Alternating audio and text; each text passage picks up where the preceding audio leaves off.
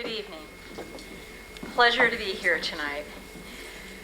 First of all, I'd like to introduce our project team members. I'm Bev Saxon-Leonard, Leon Garcia, Deb Medina, Judy Nimo, Yvonne Baginski, Dan Crisello, and Vince Spone, looking rather cheerful tonight. Now, you know, we take this so seriously that we've limited ourselves to 14 minutes. So let's see if we can do it.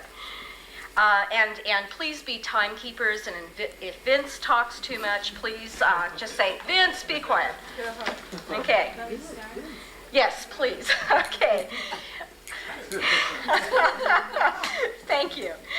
Hands Across the Valley is so excited about this project that we want the whole world to know. Tonight, though, we're only going to give you a tiny, tiny piece of insight into our process. Our presentation will take place June 5th, and you will all be invited to participate in a street fair celebration, which we hope will be an ongoing model of unity, diversity, community, and evidence that dreams do come true. Each of us will now tell you about how our ambitious project began, and Vince will begin. Vince, 2 minutes.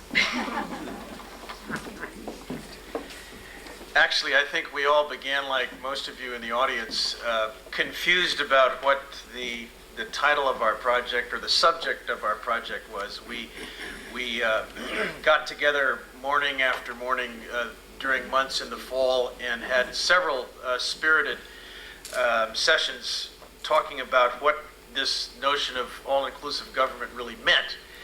And we got kind of frustrated because it was election time and the topics were gridlock and budget this and foreign policy that, and we didn't really know what we were doing. And we still might not know what we're doing because this project, as you'll hear tonight, has sort of taken on a life of its own.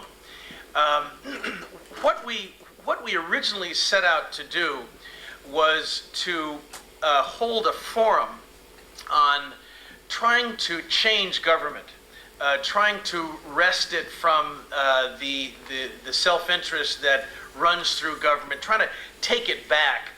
And we were going to raise some money and bring in a futurist, a person who would speak about the future, and invite various members of the community, leaders from the business community, from the school community, youth, and have a forum where we would talk about ways to change government and somehow make it all-inclusive. We were a little bit suspicious of our dreams, and the dream shattered when we had the government day, because for our group, for some reason, we were frustrated at that day, because a few of the speakers, some of them were terrific, but a few of them personified what we didn't like about what we thought government has turned into, and that is a kind of an entrenched bureaucracy where people are more interested in their own careers than who they are supposed to be serving.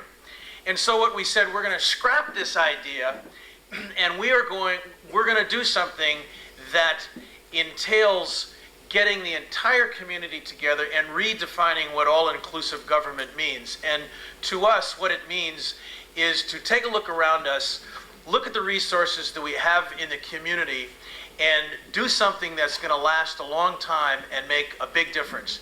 And we think that we are starting the first year of something that's going to go on for a number of years here in Napa. It's Hands Across the Valley, and Dan Crisello will give us a few specifics about what it is. Okay.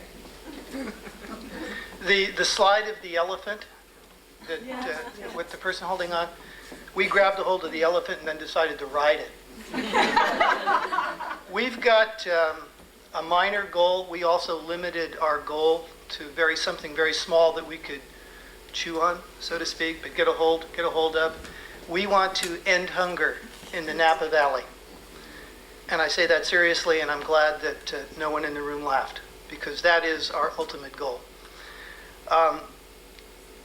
The concept, which I'm supposed to speak to, and I'm not quite sure how to handle the word concept, it breaks down into three specific goals. We wanted to do three things. Raise the consciousness of the community of Napa to the fact that there is hunger in this valley, and it is growing.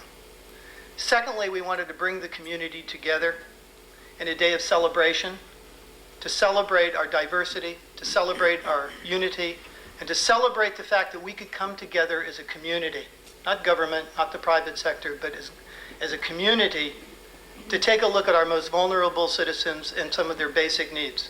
And we couldn't think of a more basic need than feeding people, unless it's housing people, which will be next year's project. Thirdly, we wanted to raise some money. We wanted to raise some money for the basic safety net food programs in this valley. And I want to close by saying, see, good? I want to close by saying something that'll take me 15 minutes. That what we're doing in terms of the dinner that we held, it was very, very successful, and many of you were there, and we want to express our appreciation to the support we got from you in your attendance.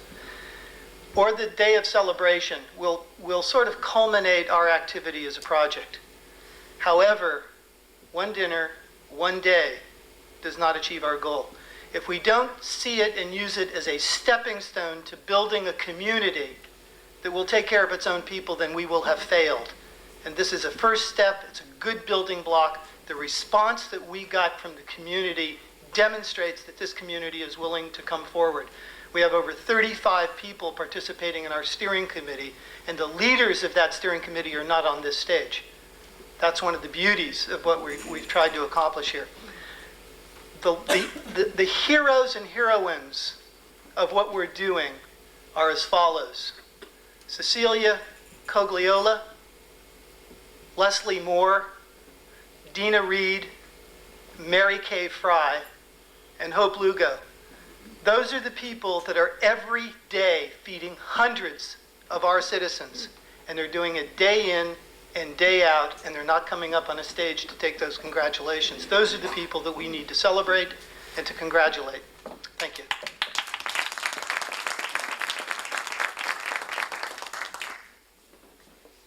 It really does have a life of its own, and my part of the project was to be involved in gathering the community together.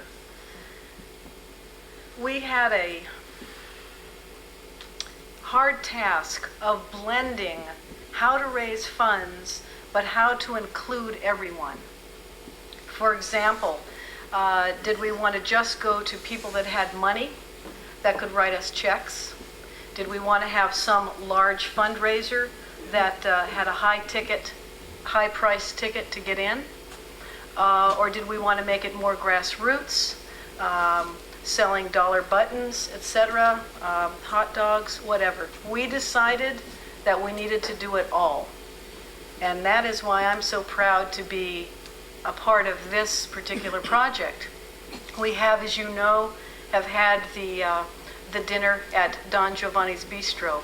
We've been selling dollar tickets. We have t-shirts for sale. We have civic groups that are working on a daily basis now, and will be working on that day to sell everything from popcorn to beer. We have young people, old people. We have various religious groups. We have various business groups, realtors, everybody. No one has turned us down. In addition to raising the money so that we really have a large sum of money to feed the people, we are also having the day of celebration, as we like to call it, in which anybody can walk in. It's free. The music is free, and the food is going to be as inexpensive as possible. The people manning the booths in 75% of the cases are donating the time and the food. Please join us on that day. It's Saturday, June 5th.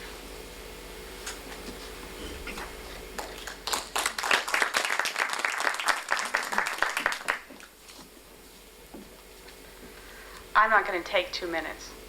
I'm going to yield it to the rest of the people who are up here. I just have one short thing to say. My committee was in charge of the basics. We were in charge of making this legal. That means the permits.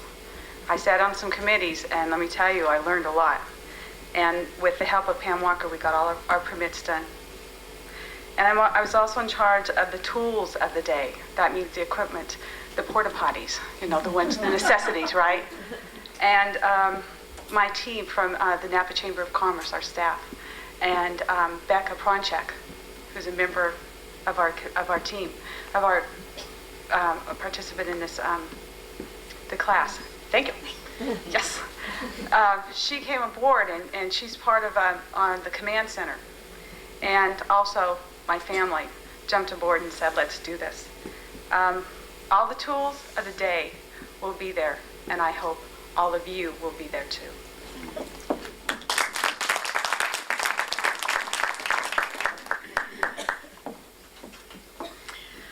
Hi, the best thing that ever happened to me was to be adopted by this group. They decided to do the World's Fair. And so when I came on, they assigned me to 3 committees. They said, we need help with finances, work with Dan. We need help with public relations, work with Bev. And we need someone to be in charge of all the volunteers. I said, sure, I can do it. I'm just so glad to belong. After 2 weeks, I said, I can't do the volunteers. I can't do it. And I said, no. And then it said, well, we need to find somebody else to do it. So I went back, they went back to the steering committee, and they started finding volunteers. What impressed me was that there were so many ideas and so many people coming forth and wanting to help in any way. And it kept getting bigger and bigger and bigger. And pretty soon it became just trying to keep track of what was going on rather than managing. And my favorite phone call from Dan was, he called me up and he left a message on my machine, and he said, I just sent a letter to Francis Ford Coppola with your signature on it. And I said, I don't know Francis Ford. He goes, well, you're a part of this. You're a part of the financial team. It was an event that, after a while, when things got out of control, you had to learn how to trust that people were going to be doing their jobs right. So here we were, a media committee, and we'd open up the paper and say, oh, who put this ad in?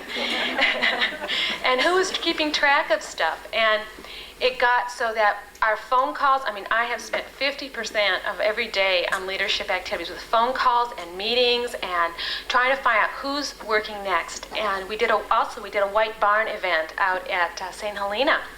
And I learned about the event 2 weeks before the event. And one of the organizers called me up and said, we need publicity now. In 2 weeks, we're doing an event out at the White Barn. So I learned how to work fast.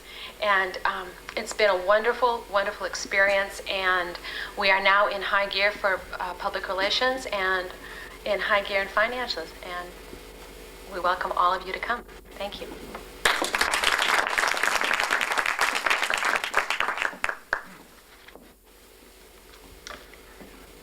I'd like to add some of my observations and comment on the process. I serve the project team on media. It's very interesting, very exciting. We got a lot of people involved in the community. I think other members of the team have kind of described what our vision was and how we went through the process. But since this is a leadership program, I thought it appropriate to comment on aspects of that. With respect to the project itself, I think a lot of this involved aspects of leadership, most definitely, such as group problem solving. I had a lot to do with that. Knowing how to plug into the community leadership in the political process to be able to achieve our goal. The response of the community, how to make the community aware, how to activate the community. And the challenge remains here yet to continue the work. I think within the leadership group, it's been for me personally a very enlightening and growing experience. I know working on such issues as being able to inspire the vision. I think we all shared a component of that. As you can see, we're a very diverse group. Making that work in itself is a challenge, but that's the challenge of leadership, and we're able to achieve that. developing a consensus. I mean, we have our respective views and pulling and tugging in different directions, but yes, a consensus has been developed, enough of one to move the project forward. Assuring participation of all our membership. Resolving dissension, very important thing in leadership. Projects die or fail for lack of doing that. And yes, there was dissension within the group, but we were able to resolve it to the point of being able to move forward with it. Components of coordinating, collaborating the effort of many people. Many people. It is frankly a bit overwhelming to imagine how large this project has gotten to be. In all that process, I think sometimes there's a tendency to lose sight of some important things. And that's to appreciate each other and our talent. And I know we have a sense of that. And I think in closing of that part would be a celebration of the heart. It's that type of bonding that you have working with people as often as you are at odds with each other, but moving ahead and accomplishing something. I think this last component is something that maybe we're working on now. I think we're overwhelmed, tired, wishing our day was over and so we could rest. But I know down the road when it's all over, we'll be reflecting back on this and knowing that it meant a lot to all of us and knowing that it meant a lot to many other people, many of those who came on board and helped us with it. With respect to leadership of the community, I think, as has been mentioned, reinvention of government was a discussion in a lot of our meetings. And how to develop a sense of community ownership of this particular problem we identified. Developing leadership within the community. Again, political leadership, public officials, service clubs, business sector, private individuals, all aspects of our community. Looking at the leadership components in there. Our success to date shows that our community is willing to respond and has an ability to do so. This project is a project to address the needs of those in our community who are often least able to access government and affect change. The challenge for the future is to ensure the participation of our community in this effort, all segments of our community, to continue the vision, to develop the leadership. There's a slogan in Spanish, "Si se puede." It can be done. Si se puede. It can be done. Thank you.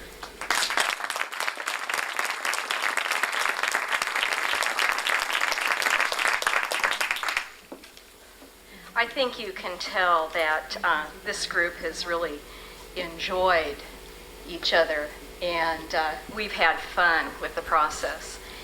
And June 5th will be the culmination of that fun. Actually, not the culmination, because it will go on, believe me. Each of us has shared our individual and communal vision, and then we've acted upon it. The process has been creative and cumulative. We want you to share our vision June 5th. It will be a time to celebrate, and it will be a time to participate in a vision that reinforces our sense of community. So we say, join us on June 5th. Good.